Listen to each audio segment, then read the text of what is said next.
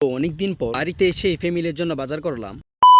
তো চলে আসলাম গ্রামের বাড়িতে ফ্যামিলিদের সাথে ঈদ করার জন্য। পরে আমার আম্মু বলতেছে বাজারে যেতে হবে কিছু কেনাকাটা করার জন্য, তাই আমি দেরি না করে বাজার উদ্দেশ্যে রওনা দিয়ে দিলাম। ও ঘুমাইতেছে নাকি? হ্যাঁ, যে কার কাছে দিমু? তোমার কাছে না কাছে দিমু? তোমার কাছে তুমি যে খাই লাও। আচ্ছা তেরে ধরো, তোমার কাছে দিলাম, ঠিক আছে? তো তুমি কি এখানে থাকো? যাই হোক, তারপর আমি সামনের দিকে হাঁটা শুরু করে দিলাম। এখন আপনারা ভাবতে পারেন আমি 5 টাকা কেন দিলাম। তো আপনারা যারা পাশে সাকুরা দেখতেছেন, এখানে পাড়ি দিতে গেলে 5 টাকা লাগে। তো আমাদের এখানে হাইটে গেলে 5 টাকা দিতে হয়, নৌকাতে গেলে 5 টাকা দিতে হয়। তো কেন বললাম, যদি আমি হাইটে যেতে চাই তাহলে বাসের সাকুদে যেতে হবে, তা না হলে আমি বাজারে যেতে পারবো না। মূল কথা হচ্ছে যে বাসের সাকুরা বানাইছে তো তাকে টাকাটা দিতে হয়। তো সামনে আরেকটি সাঁকো আছে, এটা আপনাদেরকে দেখাবো। পরে কিছুটা সামনে যাওয়ার পর বিশাল আকৃতির একটি নৌকার সাথে সাক্ষাৎ হয়ে গেল, তাই একটু ভিডিও করে নিলাম। এরপর এখানে না দাঁড়িয়ে সামনের দিকে হাঁটা শুরু করে দিলাম। তারপর কিছুটা সামনে যাওয়ার পর আরেকটি সাঁকোর সাথে সাক্ষাৎ হয়ে গেল। তো এই সাঁকোটা হচ্ছে বিশাল বড় সড়ো একটি সাঁকো। এই সাঁকো দিয়ে হুন্ডা যাতায়াত করতে পারে, অটো রিক্সা যাতায়াত করতে পারে, এবং এই সাঁকোর ভাড়া হচ্ছে প্রতিজন প্রতি 5 টাকা করে। আপনি বাজারে যাওয়ার সময় কোনো ভাড়া দিতে হবে না, তো বাজার থেকে আসার সময় আপনার ভাড়াটা দিতে হবে। যাই হোক, কথা বলতে বলতে চলে আসলাম বাজারে। তারপর একটি তরমুজের দোকান চোখে পড়ে গেল। পরে এখান থেকে একটা তরমুজ নিয়ে নিলাম। এরপর একটু তরমুজটাকে কেটে নিলাম। তো মাশাআল্লাহ তরমুজটা খুব ভালো একটি তরমুজ পড়ছে। এরপর তরমুজটাকে একটি দোকানে রেখে দিয়ে পরে চলে আসলাম ফল ফ্রুটের দোকান। এখান থেকে প্রয়োজনীয় ফল ফ্রুট গুলো নিয়ে নিলাম। তারপর চলে আসলাম আলুর দোকানে। এখান থেকে 2 কেজি আলু নিয়ে নিলাম। তো আমার কেনাকাটা শেষ, সেই জন্য বাসার উদ্দেশ্যে রওনা দিয়ে দিলাম। তো আমি বাসায় যেতে দেখি তোমরা দ্রুত আমাদের চ্যানেলটিকে সাবস্ক্রাইব করে ফেলো।